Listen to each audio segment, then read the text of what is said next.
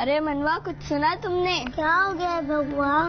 یہ بچہ لوگ عدالت لگا رہے ہیں۔ عدالت کس کو لا رہے ہیں؟ پاکستان کو لا رہے ہیں۔ اچھا، پاکستان کو لا رہے ہیں۔ وہ دیکھو جج صاحب آگے کھڑے ہو جاؤ۔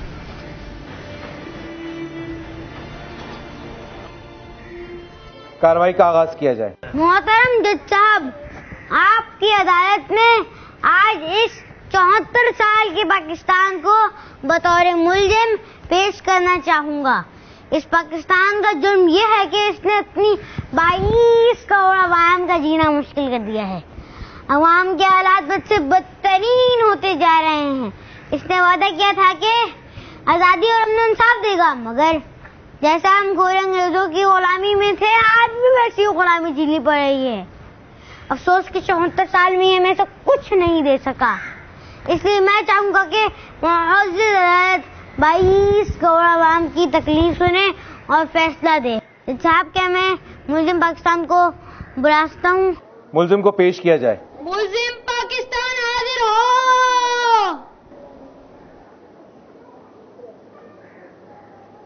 جج صاحب، میں گواہان کو بلانا چاہوں گا۔ آپ کا پہلا گواہ کون ہے؟ میرا پہلا گواہ ایک غریب سبزی فروش ہے۔ سبزی فروش کو کٹہرے میں بلایا جائے۔ سبزی فروش حاضر ہو۔ جی، آپ کا کیا نام ہے؟ میرا نام بلال اکمل ہے۔ کیا کام کرتے ہو؟ سبزی بیچتا ہوں۔ آپ کو پاکستان سے کیا شکایت ہے؟ صبح 4 بجے اٹھ کر منڈی جاتا ہوں، اتنی محنت کے بعد یہاں سبزی بیچنا میں مشکل ہو چکا ہے۔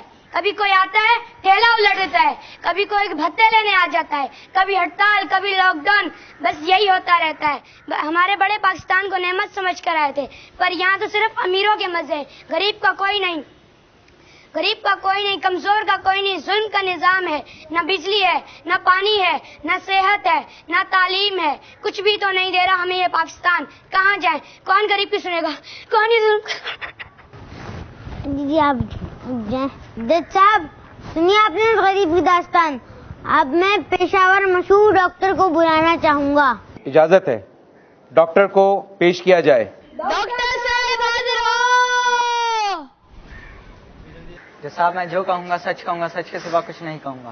جی، آپ کا کیا نام ہے؟ میرا نام ڈاکٹر بخشی ہے۔ آپ کہاں کام کرتے ہیں؟ جج صاحب، میں ایک گورنمنٹ امپلائی ہوں، دن رات لوگوں کی خدمت کرتا ہوں، صبح گورنمنٹ ہاسپٹل تو شام میں پرائیویٹ کلینک ہے، ہر وقت پیشنٹ کے لیے حاضر۔ آپ بتانا پسند کریں گے کہ آپ کو پاکستان سے کیا شکایت ہے؟ جج صاحب، 900 روپے فیس لیتا ہوں، پر ڈاکو آتے ہیں سب لوٹ کر لے جاتے ہیں۔ یہاں تو اتنے ہنگامے، بم بلاسٹ، فائرنگ، ایکسیڈنٹ ہوتے ہیں، مگر نہ ہماری سیلری کی کسی کو فکر ہے، نہ ہماری جان کی فکر ہے۔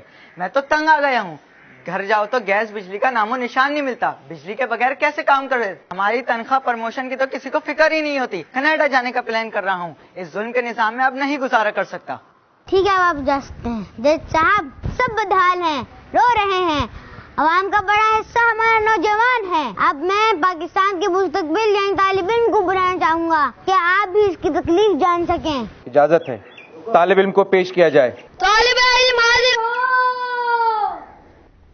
حضور، جو کہوں گا سچ کہوں گا، سچ کے سوا اور کچھ نہیں کہوں گا۔ جی، طالب علم صاحب، آپ کا کیا نام ہے؟ میرا نام عباد الرحمان ہے۔ آپ کو پاکستان سے کیا مسئلہ ہے؟ جج صاحب، ہمیں پاکستان کا مستقبل کہا جاتا ہے، مگر افسوس یہ ہے کہ مستقبل کو تاریک کر دیا گیا ہے۔ گھر ہو یا کالج، ہم بجلی کو ترستے ہیں۔ کرونا کے چکر میں 2 سال سے آن لائن کلاسز کا ڈرامہ لگا رکھا ہے، کہاں سے لائے انٹرنیٹ؟ جب موبائل کے سگنل سے نہیں آتے ہمارے گاؤں میں، موبائل آ بھی جائے تو بجلی کہاں سے لائیں؟ بجلی آ جائے تو یہ مہنگے لیپ ٹاپ اور کمپیوٹر کا بوجھ کون اٹھائے؟ یہ سارے چونچلے امیروں کے لیے ہو سکتے ہیں، ہمارے لیے نہیں۔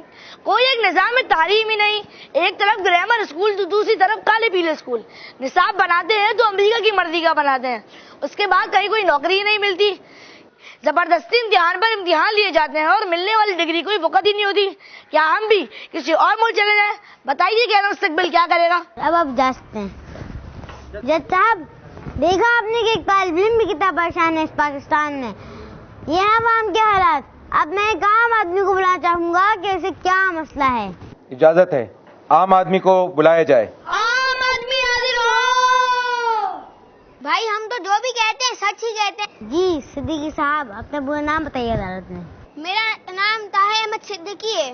آپ کب سے یہاں کے شہری ہیں؟ بھائی کبھی گنا نہیں ہے، लेकिन 60 तो हो गया है। आपको पाकिस्तान से क्या शिकायत है? जज साहब, यहाँ पर पाकिस्तान में बहुत ज्यादा महंगाइयाँ हैं, हर चीज पर टैक्स लगा हुआ है, हर चीज की कीमत दिन बर दिन बढ़ती जा रही, दाल चीनी आटा हर चीज महंगी है। कभी 2 रुपए की रोटी मिलती थी, अब 20 रुपए की हो चुकी है। एक आम आदमी करे तो क्या करे, पेट्रोल की कीमत तो हर 15 दिन पर बढ़ती जा रही है। दूसरा मसला ये है कि बेरोजगारी, यहाँ पर पढ़े लिखे मास्टर्स PhD नौजवान बेरोजगार सड़कों पर फिर रहे हैं। जज साहब, बिजली तो आती नहीं, लेकिन बिल भारी किस्म का आ जाता है, नलकों में पानी आता नहीं, लेकिन टैंकरों की मनमानियां है। गैस की लाइन तो जज साहब दिखावे के लिए है, हर हफ्ते गैस का सिलेंडर लेना पड़ता है।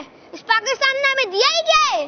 कुछ भी नहीं दिया है, सिर्फ टूटी हुई सड़कें, उबलते हुए नाले, और क्या दिया है? हमारा कुत्ते। अभी चंद दिन पहले हमारे पड़ोसी के बच्चे को कुत्ते ने काट लिया, हॉस्पिटल गए तो इंजेक्शन ही खत्म था, और इसी हाल ही में हमारे पड़ोसी के बच्चे का इंतकाल हो गया। जज साहब, अभी कुछ दिन पहले हमारी अम्मा की तरह सांस चढ़ गई तो हॉस्पिटल गए तो बोर्ड लगा हुआ था जगह खत्म है। भला बताओ, ये है हमारा पाकिस्तान? इतना टैक्स देकर भी ये हालात है। हमारे आबोजदाद ने क्या इसलिए कुर्बानियां दे दी? हमसे तो कहा गया था कि यहाँ इस्लामी निजाम कायम होगा, यहाँ पर तो मस्जिदों में जाने से पाबंदी है, हर जगह पाबंदी है। बोलते मास्क लगाओ, 6 फुट का फासला रखो, घर में बैठे रहो, और इन पार्टियों वाले के लिए तो कोई पाबंदियां नहीं है। बड़े बड़े जलसे जुलूस कर रहे हैं, ना कोई फासला, ना मास्क, ना कुछ, इन पर कोई पाबंदियां नहीं है क्या? हमारे आबोजदाद ने क्या इसलिए कुर्बानियां दी थी? यहाँ पर तो अंग्रेजों का निजाम कायम है, हमें कहा गया था इस्लामी निजाम कायम होगा, ना ये हमें सुकून दे रहा है, ना इस्लाम दे रहा है, तो फिर ये किस काम का है? जज साहब, इसको जरूर सजा मिलनी चाहिए। ठीक है, अब जा सकते हैं। जज साहब, देखा आपने क्या, हम आगे यहाँ पे बिजली, गैस, पानी के बिल तो बहुत महंगे हो चुके हैं, टैक्स दे देकर आवाम की जिंदगी हराम हो चुकी है, लेकिन मिलता कुछ नहीं है। ये देखा आपने कि इस आदमी ने कहा कि मेरे पड़ोसी के बच्चे को कुत्ते ने काट लिया, क्यों काटा? कि इस नाअहल पाकिस्तान की वजह से। इस नाअहल पाकिस्तान ने इंतजाम ही नहीं कर रखा, कुत्ते फिर रहे, बढ़ रहे हैं, लोगों को काट रहे हैं, मगर किसी को इसकी परवाह नहीं कि हमारी आवाम किस बुरे हालात से गुजर रही है। जनाब, आपने आवाम का दर्द सुना? That's all. वकील सफाई, आप कुछ कहना चाहेंगे? जज साहब, मेरे मोकिल पाकिस्तान पर जो भी इल्जामात लगाए गए वो सारे के सारे बिल्कुल बेबुनियाद हैं।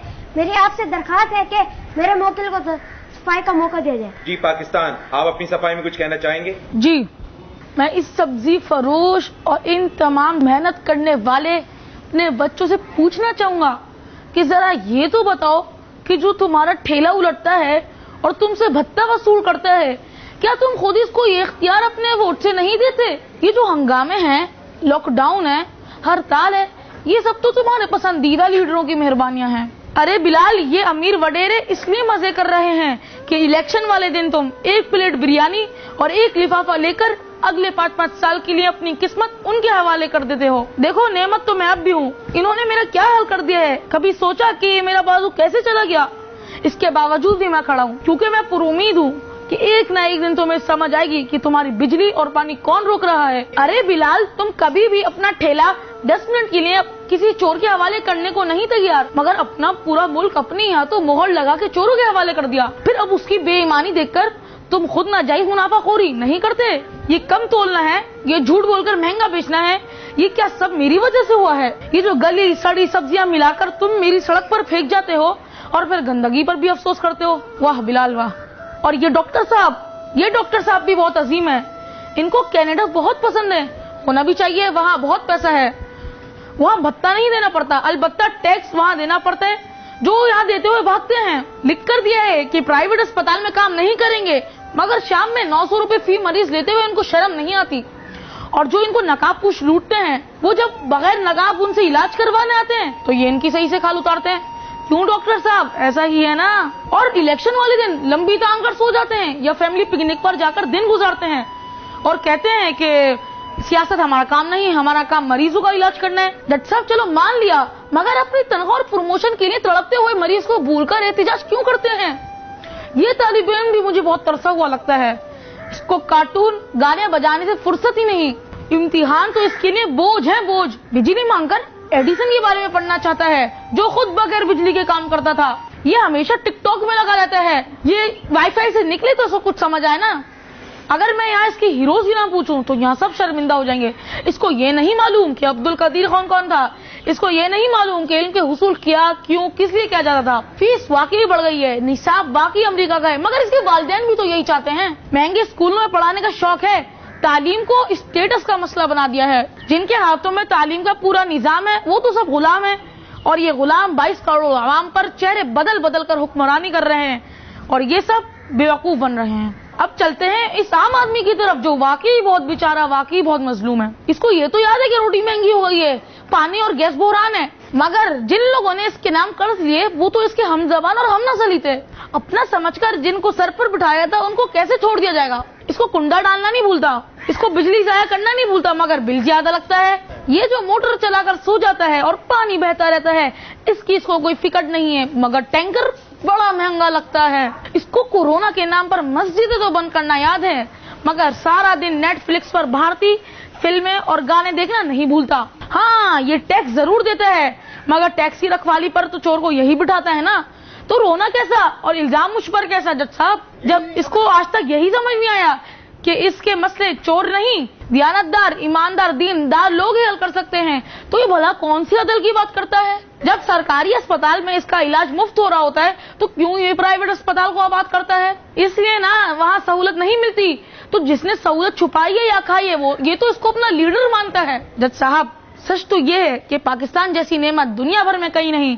یہ جو 22 کروڑ عوام بٹی ہوئی ہے, مختلف خانوں میں ہے, جب تک یہ اپنے آپ کو ایک پاکستانی نہیں کھلائیں گے جب تک کچھ بھی نہیں ہوگا. اور 5 سال میں تو ایک بار ووٹ دینے کا موقع آتا ہے جس میں سے 70 لوگ نکلتے ہی نہیں. 2% وڈیرے ہیں جن کے ہاتھوں میں ملک کی تقدیر کھیل رہی ہے.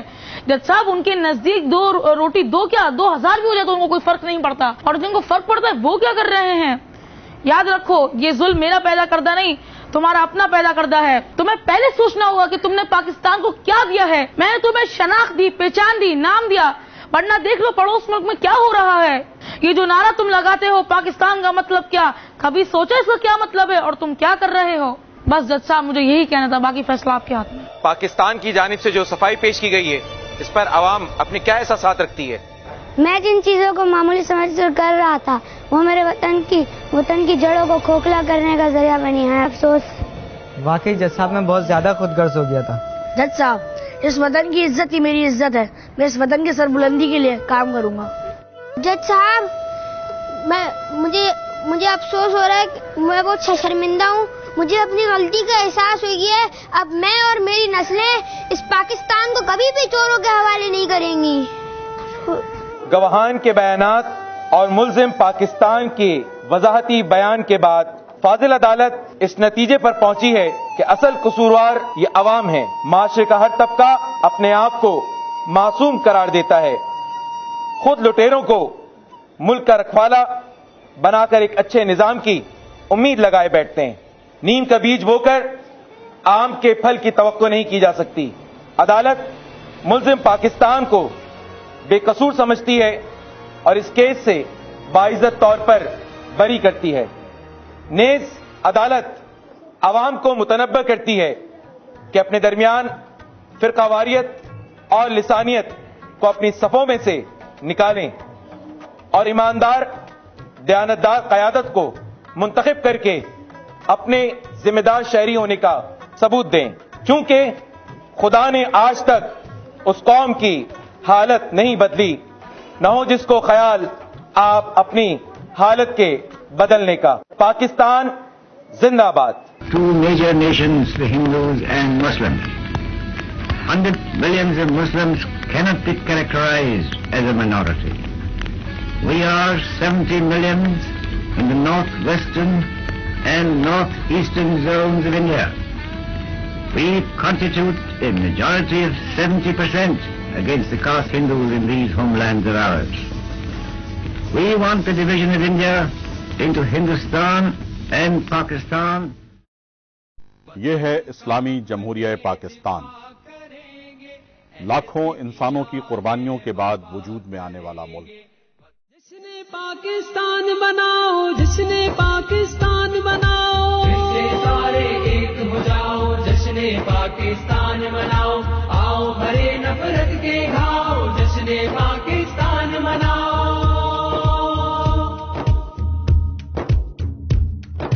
یاد کرو 1940 سے ہوئے تھے سارے جب آزادی کی راہ میں یکسو پاک زمیں کے تارے، تب ایک ہی جانب بہتے تھے ہر ایک زباں کے دھارے، تب جیت مقدر تھی اپنی ہر گام پہ، تب ہم ہارے کب؟ نفرت کی دیواریں ڈھا کر چاہت کی بستی میں آؤ، آؤ بھرے نفرت کے گھاؤ، جشن پاکستان مناؤ، جشن پاکستان مناؤ، جشن پاکستان مناؤ، پھر سے سارے ایک ہو جاؤ، جشن پاکستان مناؤ، آؤ بھرے نفرت کے گھاؤ، جشن پاکستان مناؤ، جشن پاکستان مناؤ، جشن پاکستان مناؤ۔ کچھ مانو نہ مانو لیکن سچائی تسلیم کرو، سب کی رائے اہم ہوتی ہے، ہر ایک کی تعظیم کرو، چھوٹی چھوٹی باتوں پر یوں خود کو مت تقسیم کرو،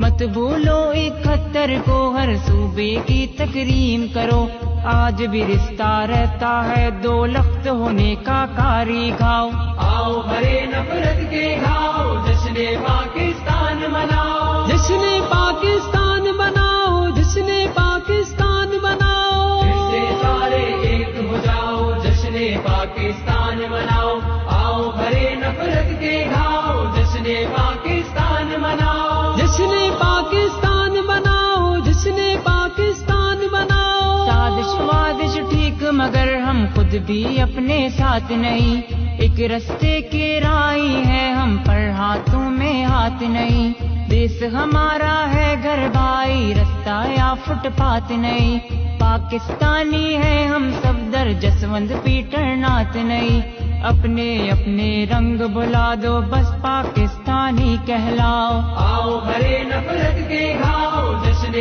پاکستان مناؤ، جشن پاکستان مناؤ، جشن پاکستان مناؤ، پھر سے سارے ایک ہو جاؤ، جشن پاکستان مناؤ، آؤ بھرے نفرت کے گھاؤ، جشن پاکستان